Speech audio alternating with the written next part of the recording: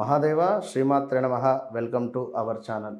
September నెలలో ద్వాదశ రాశులకు సంబంధించి కూడా మరి ఎలాంటి రిజల్ట్ ఉండబోతుంది అనేటువంటిది ఈ యొక్క వీడియోలో క్షుణ్ణంగా కూడా తెలుసుకుందాం. ముందుగా మీరు ప్రేక్షకులు ఒక విషయం ఏమిటి అంటే తెలుసుకునేది, గ్రహచారము గోచారము అనేటువంటిది కూడా రెండు వేరు. గ్రహచారంలో మనం పుట్టినటువంటి సమయానికి ఏర్పడేటువంటి లగ్నం, ఆ యొక్క గ్రహాలు ఉండేటువంటి స్థానాన్ని బట్టి మనిషి యొక్క వ్యక్తిత్వము, ఎప్పుడు వివాహం జరుగుతుంది, ఎప్పుడు సంతానము ఉత్పత్తి అవుతుంది, ఎప్పుడు సంతానము జరుగుతుంది, ఎప్పుడు అదేవిధంగా ఉద్యోగం లభిస్తూ ఉంది, ఎప్పుడు రావాల్సిన ధనం వస్తుంది, ఇలా ప్రతిదీ కూడా మనము మీ యొక్క డేట్ ఆఫ్ బర్త్ పుట్టిన సమయం మీద మనం చెప్పుకోవచ్చు. మరొక విషయం ఏమిటి అంటే, మాకు డేట్ ఆఫ్ బర్త్ లేదండి అని అనుకునేటువంటి వారికి ప్రశ్నాశాస్త్రం ద్వారా లేదా మీ పిల్లల డేట్ ఆఫ్ బర్త్ పుట్టిన సమయం మీద కూడా మనము చెప్పుకోవచ్చు. అంటే మీ పిల్లలు జన్మించినటువంటి సమయం బట్టి వారికి ఏర్పడేటువంటి ఆ యొక్క లగ్నాన్ని బట్టి కూడా తండ్రి స్థానము తల్లి స్థానం నుండి మీ యొక్క జాతకాన్ని చెప్పేటువంటి విద్య కూడా మన వద్ద ఉన్నది అనేటువంటి విషయాన్ని గమనించండి. మరొక విషయం ఏమిటి అంటే, జన్మనామము వ్యవహారిక నామము ఇవి రెండు కూడా వేరు వేరు ఉండేటువంటి పరిస్థితులు. అంటే జన్మనామం ప్రకారంగానే మన యొక్క నామకరణం జరిగితే వారికి అర్ధాష్టమ శనిలో జరిగేటువంటి పరిణామాలు కానీ అష్టమ శనిలో జరిగేటువంటి పరిణామాలు కానీ ఒకటే తీరు ఉంటుంది. ఇప్పుడు ఉదాహరణకు రాజేష్ పేరు అయితే మహేష్ జన్మనామం అయితే రెండు రకాలుగా కూడా ఇబ్బందులు ఎదుర్కొనేటువంటి పరిస్థితి ఉంటుంది. కనుక ఇలా ఎన్నో కన్ఫ్యూజ్ ఉండేటువంటి సందర్భాలలో మీ యొక్క కన్ఫ్యూజ్ను నివృత్తి చేసేటువంటి పరిస్థితిలో భాగంగా ఈ యొక్క ద్వాదశ రాశి ఫలితాలు చెప్పడము. కనుక మీరు అన్నీ కూడా కరెక్ట్గా అర్థం చేసుకోండి. జన్మనామం వేరు, వ్యవహారిక నామం వేరున్న రెండు రకాలుగా ఇబ్బందులు ఎదురవుతాయి. మరొకటి ఏమిటి, డేట్ ఆఫ్ బర్త్ పుట్టిన సమయాన్ని ఆధారంగా చేసుకునేటువంటి లగ్నము ఒకటి ఉంటే, ఇప్పుడు ఇక్కడ గోచారం ఒకటి ఉంటుంది. కనుక ఇవన్నీ కూడా అర్థం చేసుకుని ముందుకు వెళ్ళండి. All the best. మరి మేషరాశి వారికి ఈ యొక్క సెప్టెంబర్ నెల ఏ విధంగా ఉండబోతోంది అనేటువంటి విషయాన్ని చూసుకున్నట్టయితే, గత కొంతకాలంగా కూడా మీకు ఉండేటువంటి సమస్య ఒకటే, ఉద్యోగానికి సంబంధించి, మరొకటి హెల్త్ ఇష్యూస్. ఇవి రెండు సమస్యలతోనే పోరాడుతూ ఉన్నారు. హెల్త్ ఇష్యూస్ అంటే ఇక్కడ బద్ధకస్తంగా శరీరము తయారయ్యేటువంటి పరిస్థితి, ఎంతో ఉత్సాహంగా ఉండేటువంటి మీకు కొంత బద్ధకస్తంగా మారినటువంటి సందర్భం అయితే ఏర్పడుతూ ఉంది.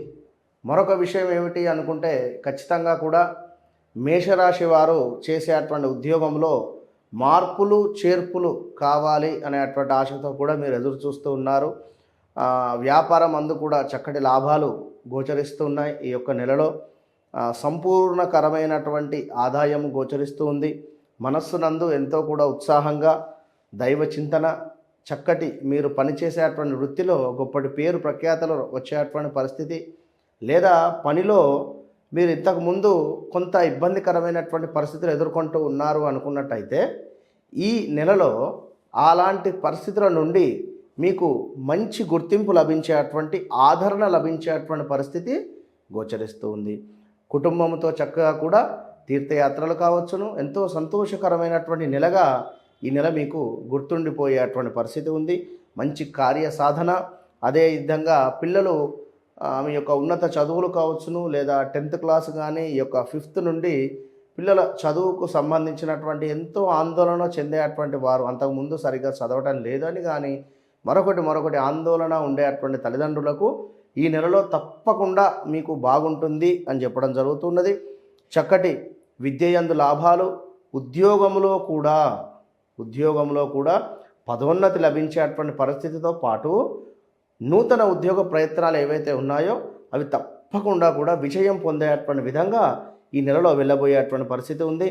అధికారుల మన్నన, అదేవిధంగా ఆ బంధుమిత్రుల సమాగమనము, ఇంకా చూసుకున్నట్టయితే ఇంటి యందు చక్కటి వాతావరణము, మొత్తం మీద మేషరాశి వారికి అద్భుతమైనటువంటి పరిస్థితి ఉంది.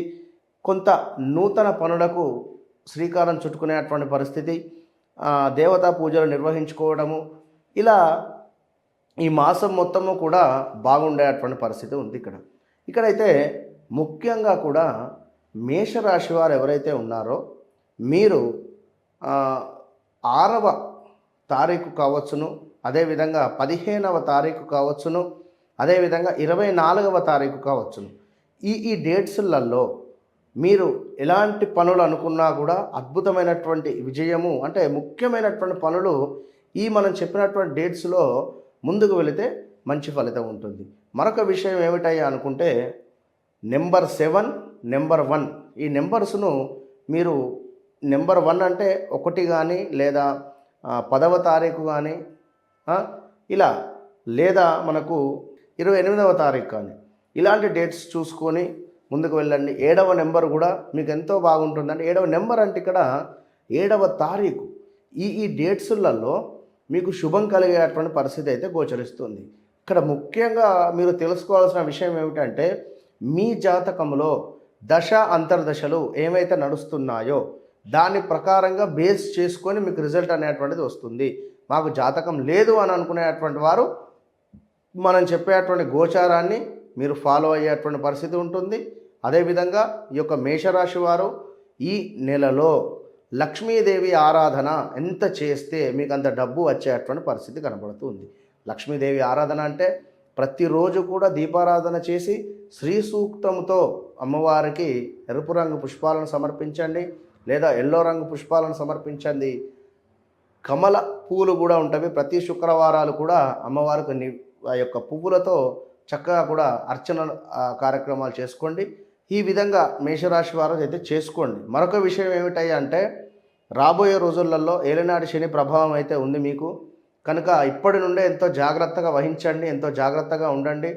కొంత